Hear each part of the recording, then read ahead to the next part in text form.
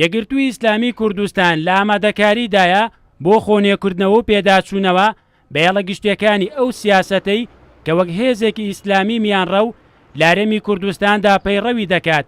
ئەم هەنگاوەش دوای ئەوە دێت کە لە هەڵبژاردنەکانی 30 نیساندا ئەم حیزبە لا ڕووی جەماوەریەوە با بەراورد بە هەڵبژاردنەکانی پێشووتر پێگەی لاوازتر بووە و ژمارەی دەنگەکانی ڕووی لە کەمبوونەوە کردووە. ئەمەش بووەتە هۆی دروستبوونی نیگەرانی لە لای بەشێک لە کادرانی ئەو حیزبە و داوای گۆڕانکاری و پێداچوونەوە لە نێوخۆی حیزبەکەیاندا دەکەن. بێگرتو بە تەواوی یعنی شێوازی کار و ئیش و پێکاتەوە پێکەر وشتی خۆیان بچێتەوە گوتاری سیاسی و ئەدا ئەو نەمێت سەکرداتی خۆیان بچێتەوە گەنجەکانیش داوای ئەوەکەن.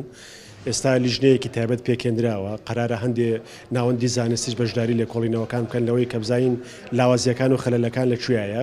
دوای ئەوەش کۆنفرانسمان لە بەردەستایە کۆنگرەش لە 2 ساڵی ئایندەیە دێ ئەبێ ئەمانە هەموو زمینە سازکردن بۆی لە کۆنگرەیە گۆڕانی قۆڵ لە جۆری ئیشکردنی یەکگرتووە بەدیبێت. نەو دەنگە ناڕازیانەی ناو یەکگرتوو بێگومان خەڵکی دڵسۆزی یەکگرتوون ئیستیعابکردنیان زۆر ئاسانە یان لە دڵسۆزیە ئەوان ناڕازین لەم دەرەنجامانەوە ئەیانەوێ کە سەرنجیان هەبێ و ڕخنەکانیان بڵێن.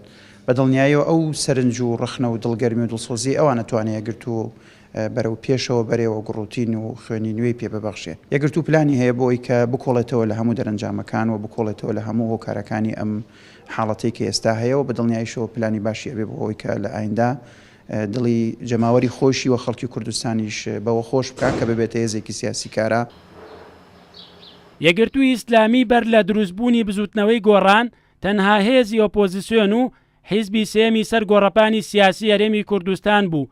بەڵام وەک بەشێک لە کادرانی ئەم حیزبە دەڵێن بەهۆی ونبوونی سیاسەتی حیزبەکەیان لە نێولانەکانی تری ئۆپۆزیسیۆندا لە ماوەی ڕابردوودا زیانی زۆریان پێگەشتووە و یەکێک بووە لە هۆکارەکانی لاوازبوونی پێگەی جەماوەریان.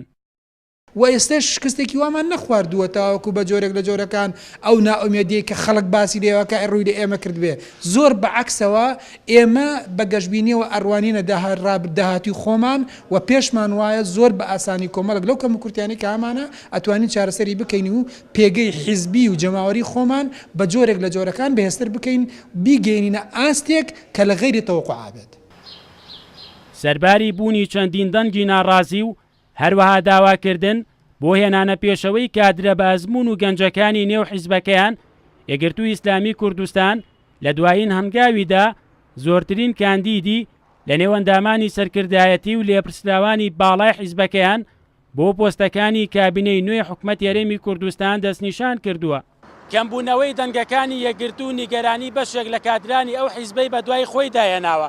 بەڵام بە پێچەوانەوە سەرکردەکانی ئەو حیزبە پیانوانیە تووشی شکست بووبن بەڵکو لە پرۆسەیەکی دیموکراسیدا بەشێک لە دەنگەکانیان کەمی کردووە و حیزبەکەیان لە تواناییدا لە ئایندەدا پێگەی جەماوەری خۆی بەهێز بکاتەوە. مەرۆنە بڵا کورد نیوز سلێمانی.